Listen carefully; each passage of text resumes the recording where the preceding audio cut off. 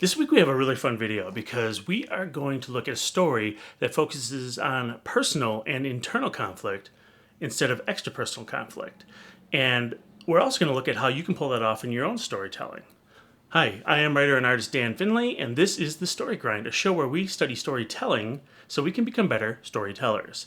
On today's episode, we are examining issue 1 of Children of the Black Sun, a horror comic from Ablaze Comics.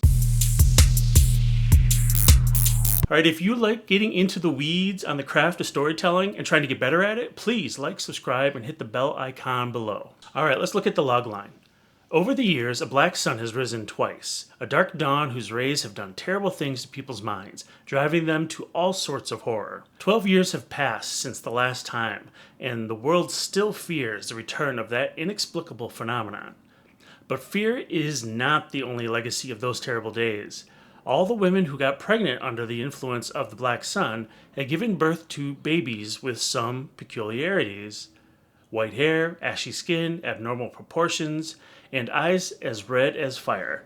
The children of the black sun. Bright Vale is a small town like many others. Here, the children of the black sun are treated with a particular contempt, especially in the days leading up to the anniversary of the two disasters. The hatred of their fellow villagers, terrified of a possible return of that horror, will push these kids to unite and embark on a hallucinatory journey to discover themselves and their true nature.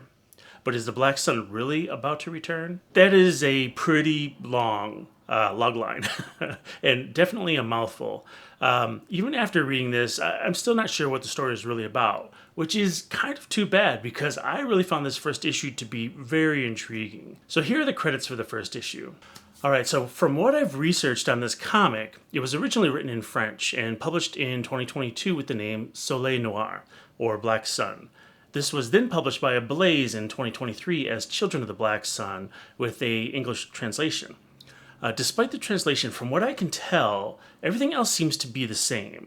The first issue is only 20 pages long, and the whole series is only 4 issues. I mean, this is really surprising. I'm not seeing a lot of complete stories being told in only 4 issues, much less issues that only have 20 pages. It's possible, but I think if you're going to pull this off, you have to have some serious skills. All right, let's get into it. Scene 1, 3.5 pages long. We start the scene with an interesting juxtaposition. We're hearing some talking to a class while seeing a mix of visuals. The first page of the visual starts off in the standard style of the comic. We see a swing set and a pair of red eyes. The voice gives us a prologue for the story and says, 16 years ago, the sun didn't rise. In its place came a black sun. Now the visuals have changed to childlike drawings. The voice continues telling us that almost 1 million people died that day, many by committing suicide. But the sun eventually returned and everything went back to normal. Then, 12 years later, a second black sun appeared. That time, almost 8 million people died. Then, the normal sun returned again and everything went back to normal. But many fear that the black sun will return and worse things will happen. So we pull back from these childlike visuals and see that the voice belongs to a student reading his homework in front of the class. This is Christopher, and he says, scientists have yet to find an explanation, and that we must not be scared. The black sun won't come back if we love Jesus. So this is Christopher again. He will play a bigger part later on in the story in sort of the role of the antagonist, but it's pretty obvious that he's coming from a religious upbringing and a religious home, and we'll see more about that a little bit later in the story. Scene 2, 3.5 pages long. So this scene is a continuation from the moment before. I'm breaking it out into a different scene because the first half was there to establish the world up to this point. It was a creative way of catching us up on the history of this world. The rest of this scene will be more about the characters. So the teacher says she's disappointed in Christopher's work. He did talk about some important topics, but he especially didn't mention the children of the black sun. Christopher reacts with a shock. His mom doesn't let them speak of the children of the black sun because they're the ones who bring the black sun back. The teacher scolds Christopher and tells him to apologize to Matthew and Clementine, 2 students who are children of the black sun. This gives Matthew an opportunity to explain to the class and to the reader the part of the story that Christopher left out. So we get our first shot of Matthew, and I have to say that I really love the way he's drawn here. If you're not familiar with a fine art painter named Modigliani, you should check out his work. Love the extended neck here, which is Modigliani's signature, and you can tell he is a major influence on the creative team here. He's an amazing Italian painter and definitely worth checking out. So Matthew explains that all the women who were impregnated during the 2 days of the Black Sun gave birth to children with small but relevant genetic alterations.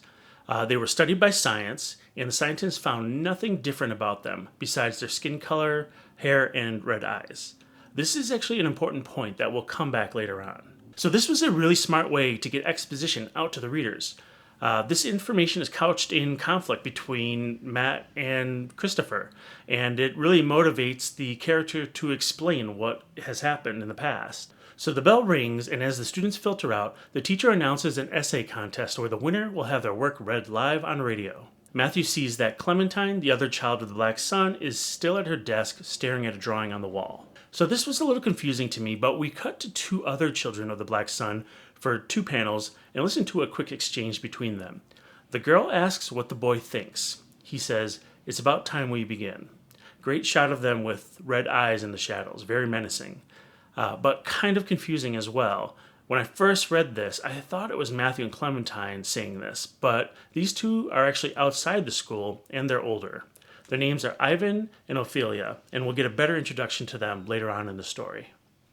Scene 3, 1 page long. Okay, now we get a 1-page video log in 12 panels. This is another exposition technique where a talking head tells us a bunch of information. I'm not a big fan of this technique and find it pretty boring, but at least it's 1 page here. We see a doctor named Tiberius Farnsworth explaining his anti-sun hypothesis as a different state of the sun. He's kind of explaining it similar to the way that water can change forms into a solid and a gas. What I like about this scene is that it's not really dumping exposition on us because he's giving us a hypothesis. He doesn't even know if it's true or not. He hasn't really been able to prove it. So this is really a bit of world building, showing us that nobody really knows why the sun went black. And that's really kind of fun. There's something about storytelling that I really like it when characters don't know everything. I feel like we are sort of in a storytelling environment where everyone has to find out the real reason for the zombie apocalypse, let's say, or the real reason that the sun went black. But when a writer kind of just leaves it out there and kind of lets characters admit that they don't know why things happen, I feel like it's a little more endearing to me as a reader. So there will be a few more video log type scenes interjected throughout the 4 issues where other people are offering their different versions of why the sun turned black. Okay, scene 4, 1 page long. Now we get another 1-pager focused on Christopher's family. Chris's mom appears to be a caregiver to her elderly father, who can't speak and has a tube in his throat. She says they need to stop watching TV and cover up the monitors because they will amplify the coming of the Black Sun. She appears to be tightening a kind of choke collar around her father's arm, which is making him bleed. And with her talk of religion, I'm assuming this is some kind of religious flagellation. Chris comes in to ask if he can go and play with his friends, but his mom says he can, but only if he's said his prayers. So we're getting some insight into Chris's family situation and how the mother is a really dedicated religious zealot with a small dose of possible paranoia. Chris's mom turns on the radio, which takes us into our next scene. Scene 5, 3 pages long. We get some visuals of a suburban town as 2 radio announcers have an exchange, telling us that this is the 10th anniversary of the World Hope Festival, which will last for 4 days. It commemorates the 2nd appearance of the Black Sun. In 3 days, they'll also be hosting the winner of the Little Hope's essay contest we heard about back in the classroom in I believe it was the 2nd scene. Matthew is walking home from school, and as he walks past a yard, there's a radio in the yard where the radio announcers are talking. So this is a really nice way to connect the scene. Radio or newscasters are another exposition trick that we've seen before, and it is a quick way to get information to the reader. It can be abused though, but I do think it works fine in this situation. In the yard is a kid named Stephen, another child of the Black Sun, and his father, Mr. Howard. Matthew says hi, and the father tells Stephen to go inside. Mr. Howard asks Matthew what he's looking for, and Stephen says he was only wondering why Miss Howard was covering up the window. Mr. Howard says it's for the dog, but there is no dog. Mr. Howard eventually devolves into this strange groaning, and Matthew asks if he's all right. A man named Petite walks up behind Matthew and says that Mr. Howard is probably drunk. Mr. Petit is looking for his daughter, Clementine. She hasn't come home yet, and he's starting to worry about her. Matthew says that the last time he saw her was in the class. Mr. Petit says thanks and walks off, offering regards to Matthew's mom. So this regards to Matthew's mom will actually come back in issue, I believe it's 2, could be issue 3 as well. So there's a noise-off panel that draws Matthew's attention down an alleyway. Scene 6, 1.5 pages long. This next scene is a strange move to me. It feels like the next moment in the sequence, but it's actually a flashback to, I'm not exactly sure when, but Matthew is talking to his mom. He's telling her about an experience he had at school where the other students were being distant and asks why everyone is scared of him. He mentions he walked by Steven's house because he hasn't seen him in school in a while. I actually thought he was talking about the previous scene we just read, which is why this feels like the next scene in sequence. Mom says that everyone in town is paranoid that the Black Sun is going to return, and they're scared. We get a one-panel flashback within the flashback showing the violence that happened back then. She says that Matt is a reminder of that day, and that's why they're distant.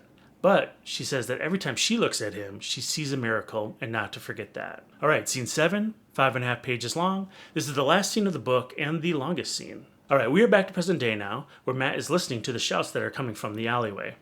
He investigates and finds that a dog is stabbed in the neck with a screwdriver. An old man named Russell screams at Clementine, accusing her of killing his dog. But Clementine isn't the only one standing around Russell and the dog. Christopher and a gang of bullies are also there. And it's pretty obvious that Christopher and the group of bullies killed the dog and are pinning it on Clementine. Russell is so angry that he picks up a glass shard and threatens to cut Clementine. Matt steps in to protect Clementine, and Christopher calls them monsters. So 2 of the older children of the Black Sun we saw earlier, Ivan and Ophelia, appear and tell Russell and the bullies to leave them alone. Russell instantly starts crying, saying, "No, no," like he's afraid of Ivan. There's an interesting exchange between the two where it's apparent that they've talked before. Ivan says, "Someone is about out of his mind. Someone really needs to go back to the dark place." So we don't really know exactly what this means, but Russell sheds a few more tears and walks away. Christopher's upset that Russell's gone and that their fun is ruined. Ophelia taunts Christopher so much that he pees his pants. At least I think he pees his pants. She's kind of taunting him in a sexual way, so he might have done something else. I'm not quite sure. But the bullies eventually leave. Matt and Clementine thank Ophelia and Ivan for their help. It's their first time meeting the older generation of Black Sun kids. Ivan pulls the screwdriver out of the dog's neck and says that they're here to show Matt and Clementine their true nature as children of the Black Sun. Ivan opens the dog's mouth and drools into it. Matt grabs Clementine and says they need to leave. Before they can go, the dog comes back to life. Ivan says, "A new part of your lives is about to begin." Ophelia tells them to meet tomorrow morning after school near the junkyard. So some cool things I want to point out in this scene. First, I love the colors in this panel. Blue skin on the orange background is such a contrast to the previous panels that it visually shows the world changing as they discover the dog has come back to life. I mean, this is really well done. I really love how color is being used here. There's also something interesting the creative team does here. Both Ivan and Matt look very similar, to the point that I sometimes have a hard time telling them apart, but I think it was really smart to give Ivan an apple that he's eating to help distinguish him from Matt. Adding a prop to a character is a really nice touch. Unfortunately, it really didn't help in the earlier scenes, so I'd suggest giving him something else, like maybe a very distinct haircut. For example, the way Clementine has an eye patch is an easy way to distinguish her from Ophelia, even though they do both look kind of similar. All right, so that's it for issue 1. Let's take a 10,000-foot view of the story. But first, the Story Grind is brought to you by the stories that I make. Get one of my digital mini comics for free when you join the newsletter and get monthly updates on my writing journey. If you want to see more of my work, check out my novels on Amazon and my comics on Gumroad. Links are below. Don't forget to like and subscribe to the channel. Your support means a lot, especially to a small channel like this. So this is an interesting story to study because compared to a lot of the other stories we've looked at, this one's pretty short. It's only 20 pages long and the series is only 4 issues long. Even with the shorter page count, the story feels like a lot is going on. I mean, check this out. We've got 20 pages, but 7 scenes. Most of the other comics we looked at usually have fewer scenes and more pages. So this story is doing something very interesting. But how is it giving us a solid first issue with more scenes and less pages? I think the key is that the creative team made their scenes very, very short. Scene 1 and 2 are only 3.5 pages. Scene 3 and 4 are 1 page. Scene 5 is 3 pages. Scene 6 is 3.5 pages. And scene 7 is the longest of them all at 5.5 pages. So the first 2 scenes do a great job of establishing what has happened before the issue started. It established the world, the black sun, and the strange kids that were conceived on that day. This setup also gives us a point of empathy for our main character. People discriminate against children of the black sun because they look different. They call them monsters. So the world building and the point of empathy are given to us in the first 2 scenes, or the first 7 pages.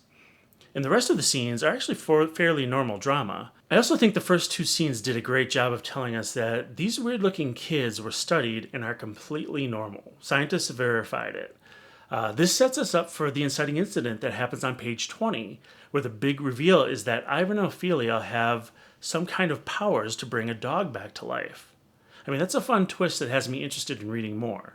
Notice it's not a big cliffhanger ending. It's simply giving us a twist to the things that we've already been told. So one of the things that really stood out to me in the story is that this story does not hinge on one giant extrapersonal conflict.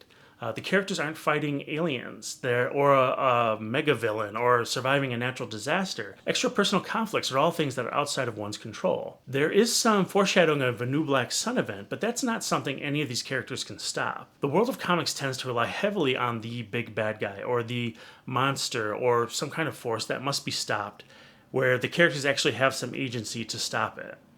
But this story is really centered around the personal conflict of the townsfolk versus the families of the Black Sun.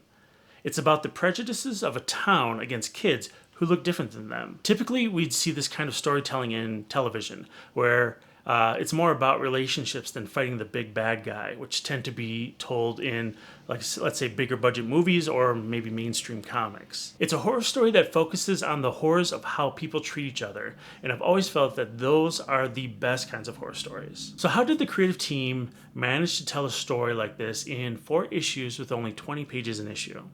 Well, if you watch the channel for a while now, you probably know.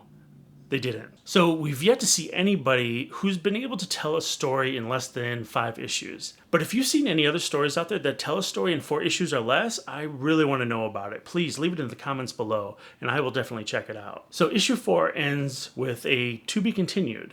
But this book originally came out in 2022, and I haven't seen anything that says any other issues are coming out. So maybe it was canceled, or maybe the creative team moved on to other projects. Despite the to be continued, the ending is kind of surprising, but still not really resolved in a satisfying way. As I said earlier, it is hard to tell a complete and fulfilling story in 4 issues. So what did you think about Children of the Black Sun? Let me know in the comments below. Again, I am writer and artist Dan Finlay, and that's it for this episode of The Story Grind. If you like the show, please like, subscribe, hit the bell icon, and share it with your friends. Thanks for watching, and I will see you next episode.